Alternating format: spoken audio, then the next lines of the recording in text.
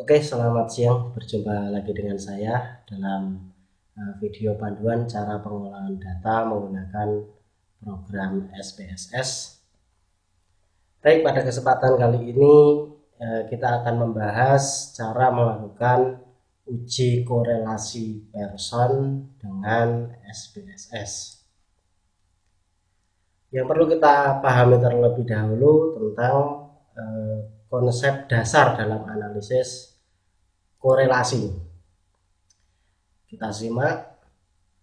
Uji korelasi bertujuan untuk mengetahui tingkat keeratan hubungan antar variabel yang dinyatakan dengan koefisien korelasi atau lebih sering disingkat dengan huruf R.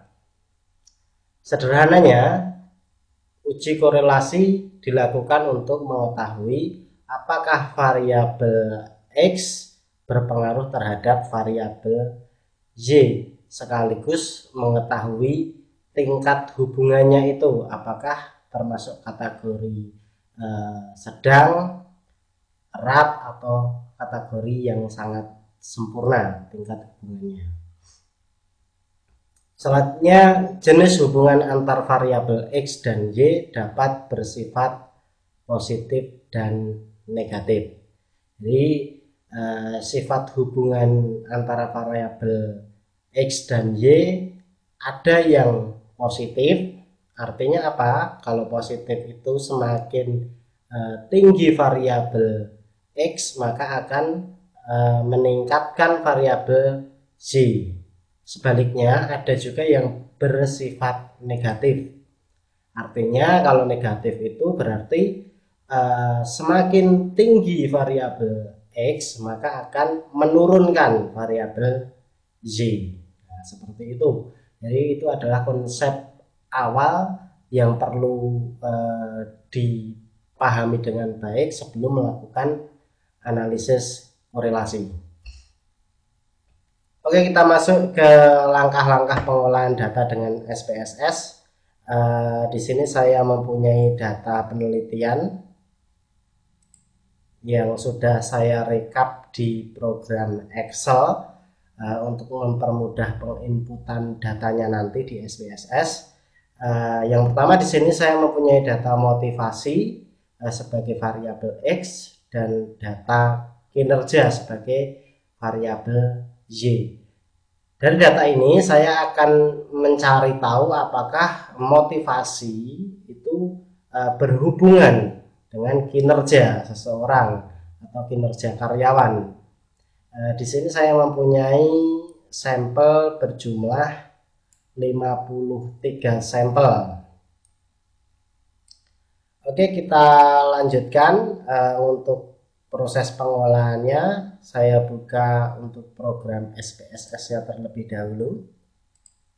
Seperti ini. Kemudian dari SPSS ini saya klik variabel view. Seperti biasa untuk name, untuk baris pertama saya beri huruf X dan untuk baris kedua saya beri huruf Y.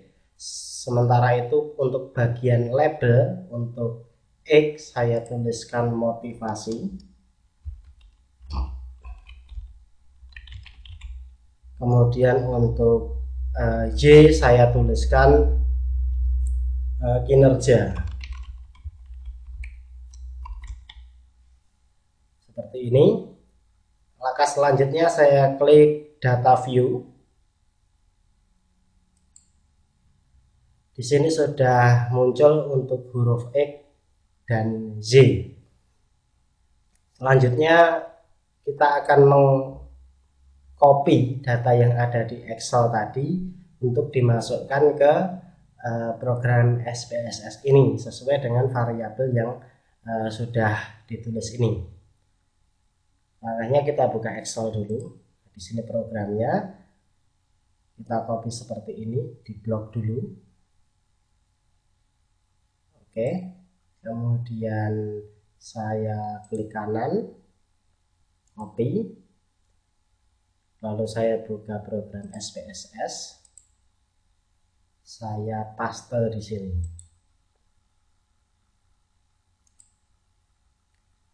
Untuk pengecekan kita turunkan ke bawah, ya sudah betul sampelnya sama, yakni sebanyak 53. Langkah berikutnya adalah analisis data. Saya pilih menu analis, kemudian saya pilih correlate, lalu pilih bivariate ini, kemudian saya blok kedua data ini. Selanjutnya saya pindah ke kolom variabel ya. Oke, pada bagian correlation coefficient diberi tanda centang pada bagian person karena kita akan menguji korelasi person produk moment. Kemudian test of significant untuk two Taylor, kemudian juga beri centang pada flat significant correlates. Lalu yang terakhir tinggal diklik OK.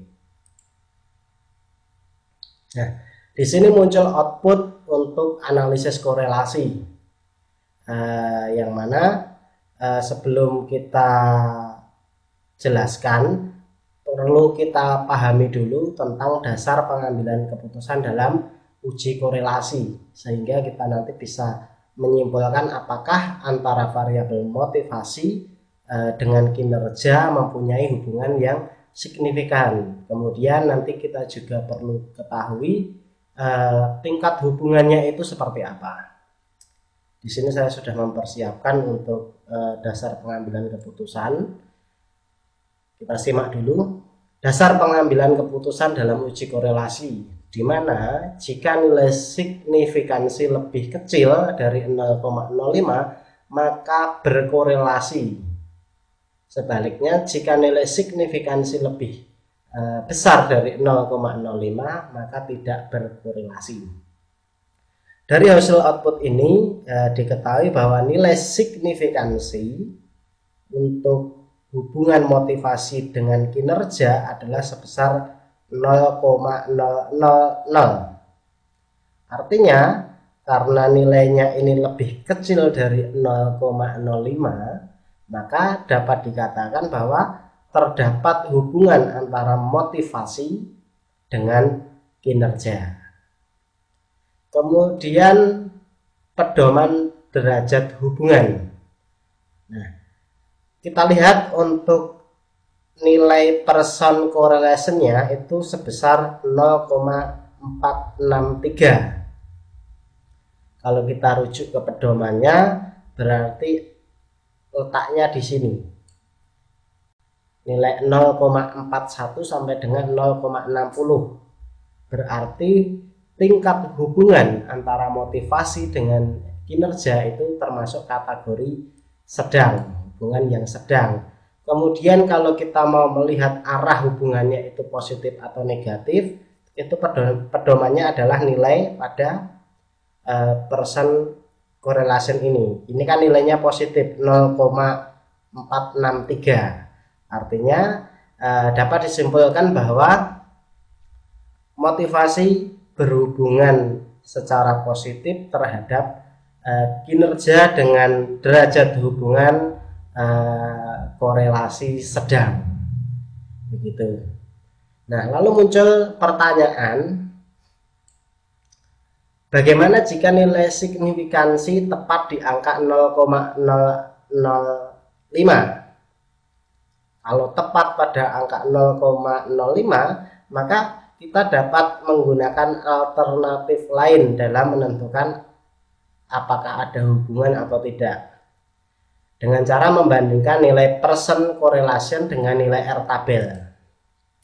Ketentuannya adalah jika nilai person correlation-nya sebesar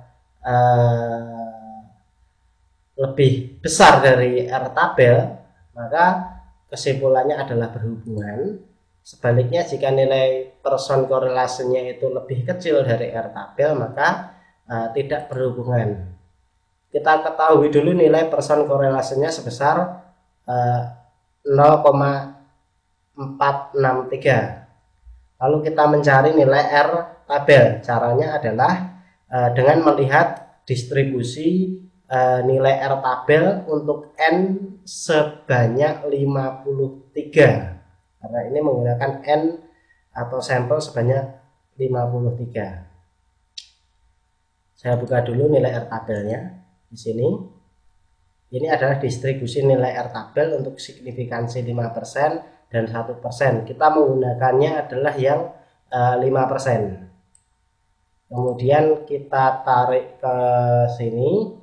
Nah, di sini ada nilai 50 untuk N50 dan 55. Kok tidak ada nilai 53 seperti yang tadi N yang kita pakai? Jika seperti itu kasusnya, kita pakai nilai yang terdekat dengan 53, dalam hal ini adalah 55. Ketemu nilai R tabel sebesar 0,266. 0,266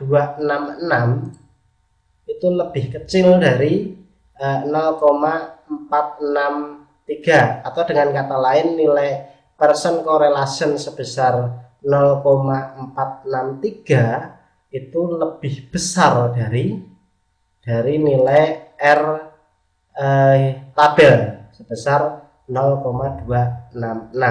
Nah, sehingga berdasarkan keputusan dalam uji korelasi, karena nilai Pearson korelasinya lebih besar dari R tabel, maka terdapat hubungan antara variabel motivasi dengan kinerja. Jadi baik kita menggunakan nilai signifikansi maupun menggunakan perbandingan antara Pearson correlation dengan R tabel menghasilkan kesimpulan yang sama. Jadi tidak ada perbedaan mengenai hasil, baik itu menggunakan signifikansi maupun R hitung. R hitung itu Pearson correlation dibandingkan dengan nilai R tabel. Oke, bagi kawan semua yang belum mempunyai distribusi nilai R tabel, bisa mendownloadnya di situs saya di spssindonesia.com. Baik, barangkali saya cukupkan sekian. Jangan lupa untuk subscribe video saya. Kita bertemu di lain kesempatan dan semoga video ini dapat bermanfaat. Baik, terima kasih.